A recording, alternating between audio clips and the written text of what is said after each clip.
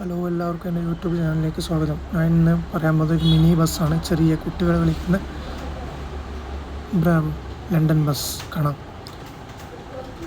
ചെറിയ കുട്ടീനെ കൊണ്ടുപോകുന്ന ഒരാൾ ക്യാമറയായിട്ട്.